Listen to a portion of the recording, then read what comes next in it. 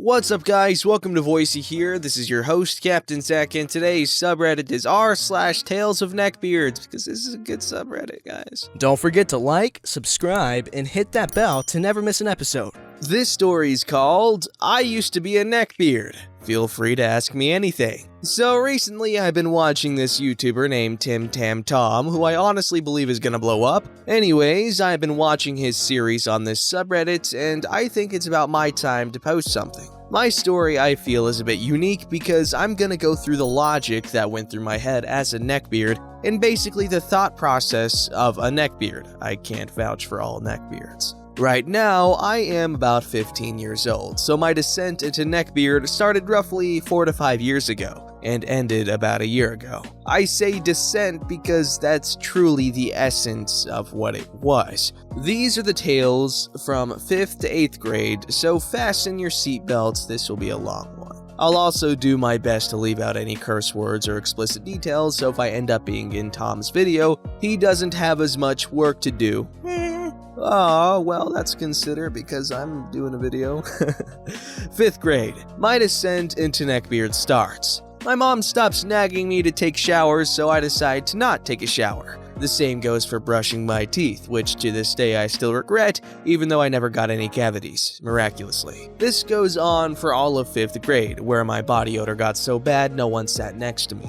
I think it could be important to note that I like the smell of my body odor. This is also the year I started gaining weight, like 15 pounds altogether in 5th grade, from 90 to 105 and 5 feet tall. So I got a little pudgy. Nothing too much happened here because I hadn't started taking any interest in girls. 6th grade. I started taking a liking to the female body. So there was this one girl, we'll call her Jaina, not her real name, I don't know anyone named Jaina. She was in my history class. Every day after school, I would loosely follow her to see what she was up to. I still cringe at this. I left her computer typed notes, just in case she figured out my handwriting. I'm pretty sure she quickly told someone because she soon switched out of that class. For some reason, I thought she was playing hard to get because, switching out of a class due to feeling extremely uncomfortable and insecure is playing hard to get. At no point did I even try to talk to her. I thought maybe I could get her to approach me, but I still have no idea what I was planning to do. I also gained more weight this year. I went from 110, I gained 5 pounds during the summer, to about 120 and about 5'1". That's really it on this story because at the end of the day, she was no longer in the class, so I couldn't give her any notes before she got into class. 7th grade. Probably my worst year. I started getting into anime, and I still kind of am, and became deluded from it. I watched a whole lot of Naruto. To put into perspective how much anime I watched, in roughly 2 months, I finished Naruto and Naruto Shippuden along with all the movies. That's literally over 700 episodes of anime along with roughly 35 plus hours, probably way higher but I don't feel like looking it up,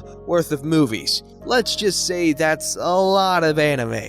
Anyways, I started taking interest in this new girl, who we'll call Sarah. You know how I said I became deluded from the amount of anime I watched? Well, I started over dramatizing everything I said, and I Naruto ran in the halls. I'm not proud of it.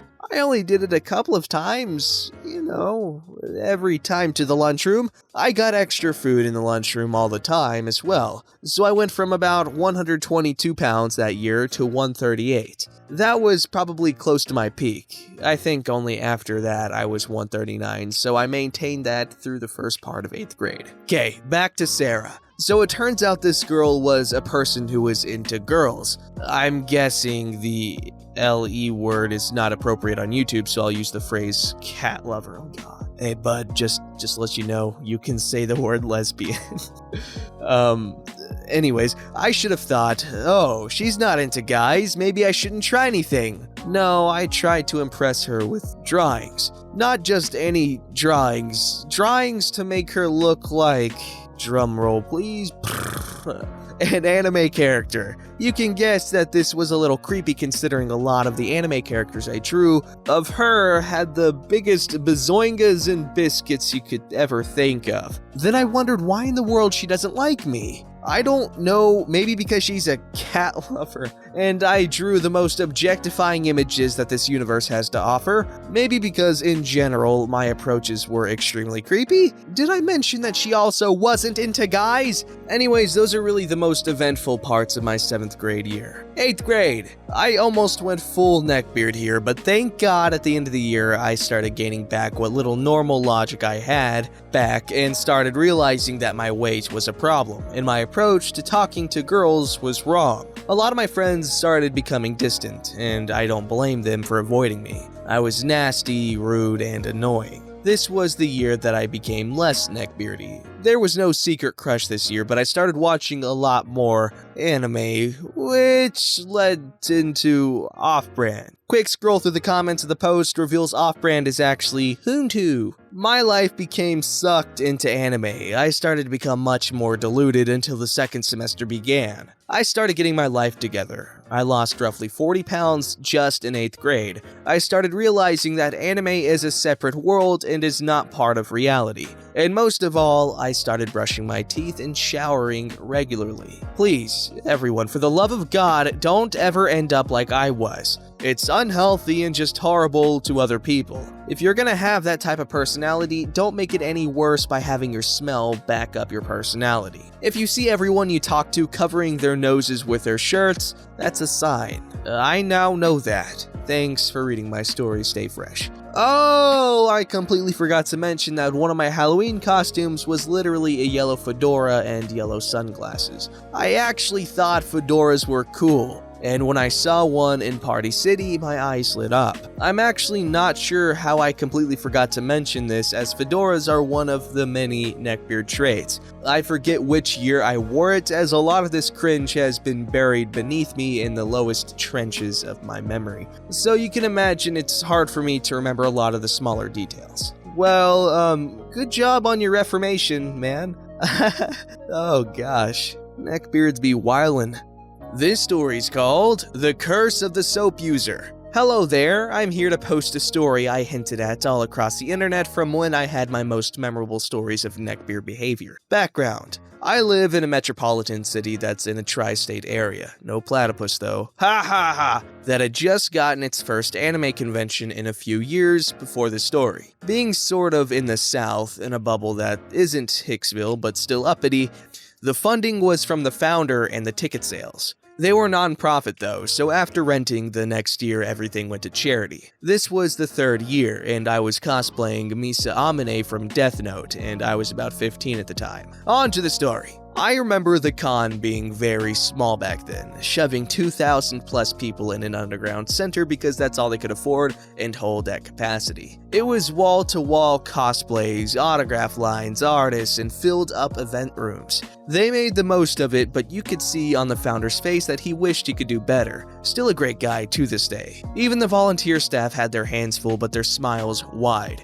One was announcing the sign-ups for the game tournaments and their $100 prize, to which my broke teenage eyes lit up. I had been making $30 stretch the 3 days and had spent a good bit of it. When I saw Tekken was one of the games, I knew I had to go for it. I got to the game room at the allotted time, but what waited for me was the stuff of nightmares. I opened one of the double doors to a wave of game room funk. This was a mix of stale, cheesy chips, body odor, farts, and a mild note of Axe body spray. Now, I want you to imagine the neckbeard from South Park and the comic book guy from The Simpsons had been cloned 10 times apiece and shoved in a room, presented with a short, brown teenage girl in cosplay entering their sacred land. Had security, another amazing guy still around, not been at the door, I would have been food for the wolves. I turned my attention to the bracket system that said I was first up in the tournament and went up to the console when called. I played well, Asuka main here, and tried to focus on the games we had over the heavy breathing and the burning tingle of creepy eyes. Back then, the room was small and hot and was out of service during tournaments, so no one came in. At least they didn't stay due to the scent and bad vibes. I managed to zone out enough to feel okay and made it to the semifinals. Sometime between sitting down for my win and a new game starting to determine my next opponent, I start hearing and feeling someone breathing on me. Before I can turn to see who it is or wriggle from between the wall of sweat guys to stand, the mouth breather speaks. I can smell you. Me in my mind, what the absolute duck sauce, dude? Neckbeard 2 breaths later, can I smell you? He leaned in a bit more, and being a panicked girl in a sea of massive guys, I shot up out of my seat and shouted, I'm quitting! I grabbed my bag and walked out of there. The security guy asked if I was fine since I was hightailing it so quick. I nodded and kept stride. I never saw that guy, or at least I hope he isn't like that, and I have had a better experience I don't even know about. The con moved to a big convention center the next year, and when they messed with a volunteer, made the problems unearthed, causing them to make strict behavior rules and post big signs reminding people cosplay is not consent. This is gonna be the con's 10th year. Goodness, that's freaking creepy. Oh man, this stuff just makes me sad every time I read it. These people have such great potential to ruin someone's time so quickly and so easily. That's just so freaking creepy. This story's called Got Hit On by a Neckbeard Waiting to Get into the ER. Okay, I'm gonna keep this as brief as I can and explain what I remembered because I was in so much pain. I called for an ambulance due to the fact that my entire spine and throat were in pain, and they brought me through the ER and signed me in and such. And holy frick, the pain I was in had me in tears. Until they had a temp room ready for me, I had to wait in a wheelchair in the lobby. It luckily didn't take forever, about 35 minutes to an hour. However, I was in so much pain I was curled into a ball with a blanket crying quietly from how much pain I was in. About towards the end, I see through my teared eyes a fedora, a trench coat, a bleached shirt, and cargos. Luckily no smell and attempt of a beard. I know I'm a trans male and mine isn't filled in yet, but god, mine was more impressive. He knelt by my chair and tilted his head and asked, "Why are you crying, milady?" Oh god no, did I forget to mention I'm growing my hair out to try a Norse hairstyle? In as clear as a voice I could muster, I corrected him. "I'm sorry, but I'm actually male," and offered my wristband. It had my legal name I had chose for myself, and they put male instead of female. I asked and they said they have connections to my records and know I'm pre-operation, so they weren't worried putting male. The neckbeard looked my band over and shook his head, and took my goddamn hand and kissed it, saying the following: "I know you're truly a beautiful female deep down, milady. Let a true gentleman comfort you." I was disgusted and in shock at this. Luckily, this has a happy ending. A male nurse came by and grabbed my chair and said, staring at the neckbeard, "We've got your room ready for you, sir." Neckbeard looked so angry as he stood up, red in the face before he could start on his transphobic and sexist speech. I was rushed to a room and then got a private one. I'm still here, but my stay has been pleasant. Neckbeard just made me feel more painful than I already did. Because yes, when someone's waiting to get into the emergency room, the first thing that they want is some weird freaking weirdo to hit on them. Okay. This story's called ER Neckbeard Strikes Back, Part 2. So 18 days ago, I was in the hospital for surgery due to cysts in my throat. TLDR for part 1, but we just read that story because I am really good at picking stories.